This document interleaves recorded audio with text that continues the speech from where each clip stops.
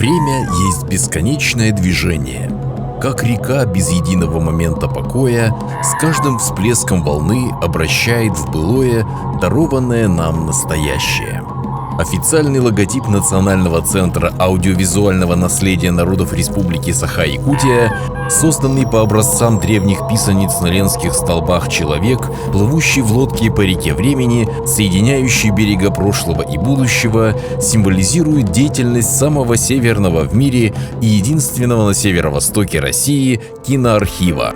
Аудиовизуальное наследие – это более 30 тысяч единиц учета на всех видах носителей, собранных более чем за 20 лет работы небольшим коллективом аудиовизуального центра. Для просмотра всего принятого на государственное хранение материала потребуется около 10 тысяч часов, а метраж уникальных фильмов и сюжетов на кинопленке равен расстоянию от Якутска до Золотого кольца России.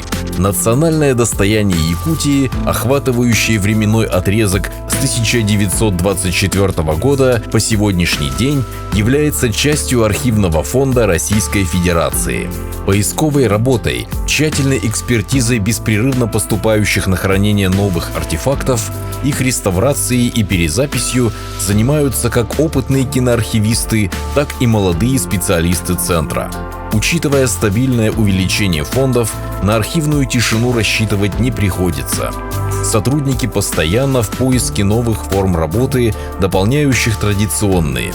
Выезды в командировки, инициативное архивирование наиболее интересных событий и явлений в историческом, общественном, культурном и научном плане, помощь улусным управлениям культуры в организации муниципальных аудиовизуальных архивов, популяризация имеющихся материалов посредством телевидения, печати и интернет-ресурсов. И это далеко не все направления работы. Большой резонанс в общественной жизни республики вызывает ежегодно проводимый республиканский конкурс «Кинолетопись Якутии». Здесь выявляются наиболее ценные для будущих поколений фильмы, телепередачи, сюжеты и зарисовки, поступившие в фонды за минувший год.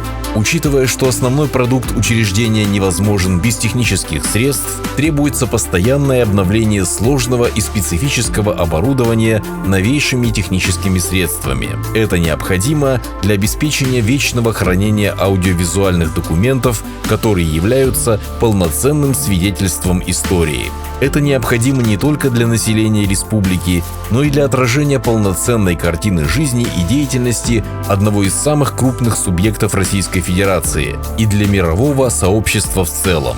Интерес к Якутии как в России, так и за ее пределами возрастает с каждым годом. Поэтому инновационное цифровое развитие – веление времени.